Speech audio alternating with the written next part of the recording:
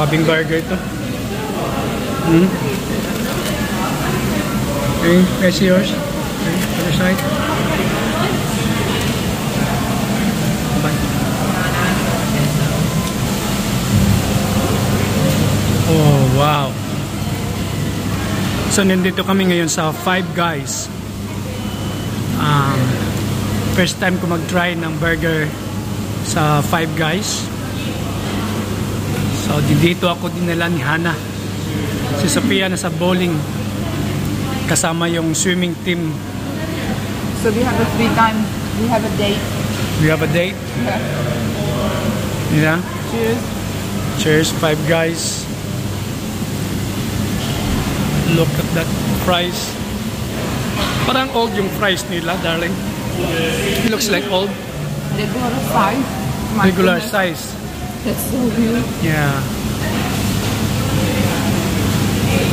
Grabe.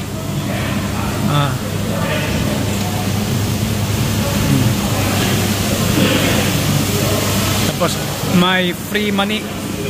Appetizer? Yeah, appetizer. Free money. Eat all you can money. Doon, no? Kung kukuha ka lang ng money. Free. Put in your pocket. No, it says like, please don't take it out. It's free. Eat all you can. But you're not allowed to take it out. Yeah, masarap yung pagkaluto nila ng mani. Crunchy.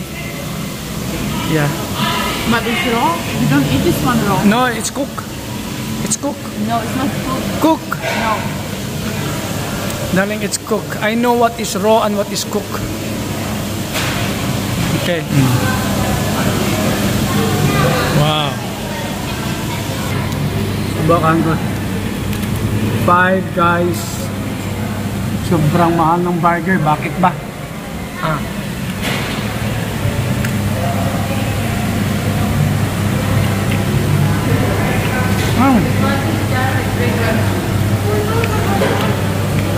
Juicy. Yeah? The best burger. So juicy? That is why it's expensive. Because it's delicious. It's juicy.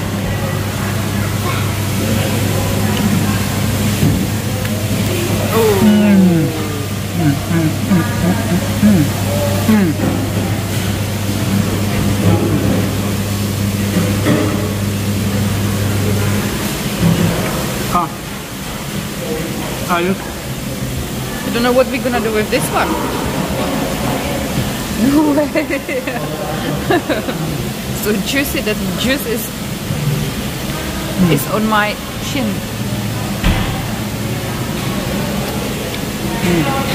Peanut. Roasted peanut. Sa balat.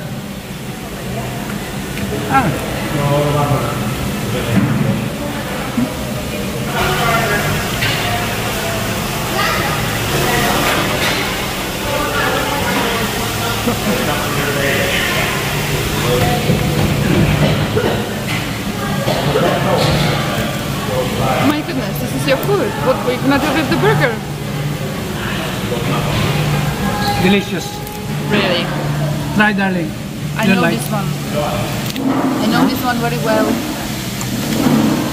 You never try roasted? You never try roasted peanuts? Of course I tried roasted peanut. So why is it so delicious for you? It's just peanuts. Because peanut is peanut. This is good diet. Peanuts, good fats. Okay.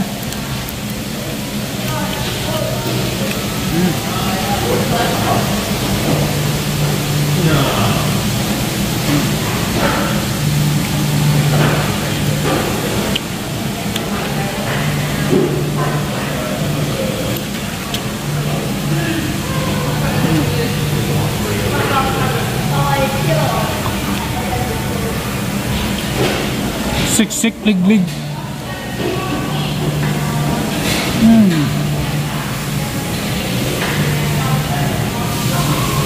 Hindi kayang ubusin. So ibabalot ko para ibigay ko kay Sophia. Pero may pagkain naman siya doon sa bowling center. kasama yung swimming team. Dinner for Sophia. Kaya lang paborito niya tong burger at sayang naman kung itatapon kasi hindi ko kayang ubusin. At ayaw ko ng burger. Hindi talaga ako palakain ng burger. Yeah. Yeah. sayang pag itapon. So dali namin kay Sophia. Maybe I'm gonna bring this one and put it here because it's so small. Okay. So magmani-mani muna ako ngayon. Mani-mani. Dad, I love it when you diet. Why? Cause like you're not like you gave me the whole burger. Yeah. Wow. That's nice. That's very delicious. I think that's the most delicious burger you ever eaten. The Five Guys. The Five Guys burger. Juicy. But expensive, right? Expensive. Yeah. Very expensive. How much is that? Wait. Just imagine in Philippine peso, this burger cost you 800 pesos. Just this burger in Five Guys. Kasi 12 pounds to. But if you eat it fresh, the meat is very juicy.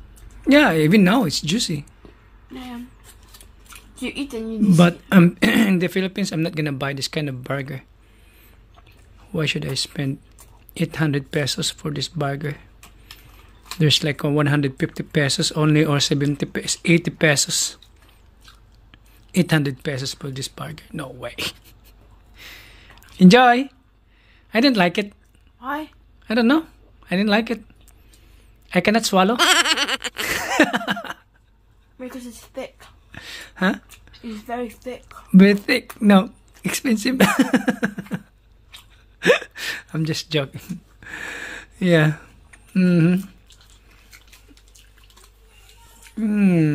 Wow.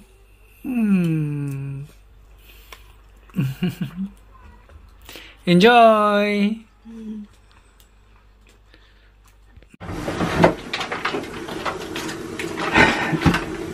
So ito yung ulam ni Hana at ni Sophia mamaya pag uwi nila galing sa school at sa work. So i-oven ko to, lalagyan ko ng tubig para hindi po to tinola. Yan, lagyan ko ng tubig. Ito na marinate ko na to sa asin at saka sa paminta. Ngayon, lalagyan ko ng tubig at ilalagay ko to sa oven na mga 1 hour and 15 minutes. 180 degrees Celsius. After that, tataasan ko siya ng mga 200 degrees. So, hindi ko pa siya pwedeng lutuin kasi ihatid ko sa Sophia sa school. Okay? Nalagay ko lang dito para ayos ang dating. Yan, lagay ko yan. Para pag-uwi ko, 10 minutes lang naman ako. 10 minutes lang naman ako sa labas. Drop off ko sa Sophia sa school. Para pag-uwi ko, turn on ang oven. At itong aking niluluto. Ito naman ang para sa akin. Yan, ito naman ang para sa akin. Niluto ko na habang maaga kasi pag-uwi ko galing sa school, pagdating sa Sophia medyo busy kaya wala na akong time. Kasi marami akong gagawin. Yan. Luto time for the family. At yung aking walang katapusang itlog, boiled egg yan. Aha. So, magluluto din ako ng pasta for Sophia at Hana mamaya. Ito buong pasta, iluluto ko. Alam niyo naman si Javit Boy, tagaluto rito. Yan lang ang buhay ko rito. Diba? At least, maibsan yung gawain ni Hana. Kasi si Hana talagang busy dito sa loob ng bahay. yung paglinis ng apartment. Sa kanyang in-charge yun. So, paglalaba, pamamlansya, siya ang in-charge nun. Sa akin naman, yung luto, at ano pa, hugas plato, sorted ng basura. Yun ang aking obligasyon. Ating division of labor, ika nga. Ganyan lang naman sa mag-asawa, di ba? Kailangan ate sa trabaho, dalawa naman kayong nagtatrabaho. No reason para siya lang ang gumawa sa gawaing bahay. Pag ang mag-asawa ay sila ang nagtatrabaho, dalawa sila ang kumikita, dalawa sila ang nagdadala ng pagkain sa hapagkainan, dapat share din pagdating sa trabaho, pagdating sa bahay. So, gaya nga, ako luto, hugas ng plato, linis ng yung mga kubiertos dito sa loob ng bahay, at sorted ng basura. Pero yung paglilinis sa apartment, siya nang in charge nun. Yung paglalaba sa washing machine, pagtutupi, pamamlansya, siya nang in charge nun. So, yan. Minsan naman nagluluto si Hana ng kanyang pagkain kasi alam niyo naman, yung mga European, parang katulad din natin yan. Yung naghahanap tayo ng sarili nating pagkain, ganun din sila. Yung hinahanap nila yung European food. Kaya hindi ko naman alam gawin yon. Yung mga style ng mga goulash, yung mga dumplings. Marami silang pagkain din na niluluto ni Hana. Kaya lang, pag nagluluto si Hana rito, hindi ko mabablog kasi nasa work na ako. At siya dito sa kitchen. So, but usually, ako ang nagluluto sa loob ng bahay. Yon. So, pag uwi nila, yun ang kakainin nila yung manok at saka pasta. Yun ang iluluto ko. So, para ako na rin itong aming fridge for, kung na ito, paubos na to. Siguro isang pamalingki pa, pero konti na lang. At yun na yun. No more groceries. After that, batch na. So, ito naman, nakuha na namin, balot na namin yung piano ni Sophia. At medyo nag-over kami sa kilogram. Kasi yung allowed sa amin na kilogram is 550 kilograms. Ito umabot na to ng almost 570. So, or more than. Tingnan natin kung magkano ang idadagdag na charge sa amin. Next week or this week, malamang ikukolektahin na to ng mag-ship sa Czech Republic yung aming gamit. So, that's all. Na muna at tingnan natin kung ano na yung niluluto ko. Baboy yan at saka manok. Inalo ko yung baboy at manok para isahang luto na lang. Ako lang naman kakain yan kasi kasing kain ko is yung protein at saka veg. Okay, maulan. Isang maulang umaga. Talagang summer dito sa England pero yung ulan, no? Tingnan nyo. Hindi magandang panahon. Maulan, no? Woohoo! Tapos ihatid ko Sophia sa school. Nagamit lang kami ng umbrella. Yan. Summer, pero panay ang ulan. Yan, nilagyan ko ng gulay. Ito lang yung aking pananghalian. With gulay. Para masarap. Very sarap. Mga kalahati nito ang kakainin ko. At saka 3 itlog. Yan na yun. Yan. Diba? Simple lang. Totoo na to. Baboy. At saka manok. Manok. Sarap! It's raining! Look at this! Look at... Walk ng kayo beside me. Payan kaming dalawa. Talagang malakas ang ambon ngayon. Ito yung pangmayaman na ulan. This is a rich rain, Pinkay. Because this is gonna be whole day. You already told me many times. What did I tell you about this? You said that this is rich rain because it lasts long, and then the heavy rain is not rich rain because it only lasts 2 minutes or something. Oh. Yeah. Tuwing umaga, ganito kaming dalawa, hatid. Tapos din si Hana ang nagpipick up sa kanya. Kasi nga, panghapon ako ngayon. So si Hana umuwi nag-i-start ng umaga si Hana. 7 o'clock. Then 3 o'clock. Sa bahay na siya. And then 3:30 pick up sa school. Grabe. This is what I'm saying, Pinkay. So from the gate, how you gonna get in? You will be soaked. I won't be soaked. Do you think this can soak me in 10 seconds? Let's see. I shall not be soaked. I shall not. People here get used already of rain. For me, no. There you go.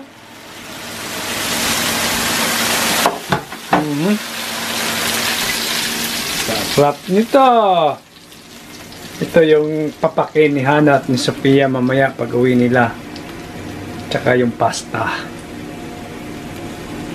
Yan. Yan ang simple ng pagkaluto. Ang nagpasarap nito yung butter. No excuses. No excuses. 30 minutes daily exercise. Tabata. Kahit na walang space. Pwede. Yung sa akin, dito ako nag-exercise. Tabata. May sinusundan ako. Download yung Tabata apps. Grabe. So 30 minutes. Every day on. Minsan nagpapahinga ako Sabado or Linggo. Tingnan nyo. Ang aking woo! Ay pa. Another 15 minutes yan. Okay na naman yung brownies ko. Healthy. Pag nag-crave ka ng matamis, so gumawa kang sarili mong brownies. Gamitin mo yung 85% dark chocolate.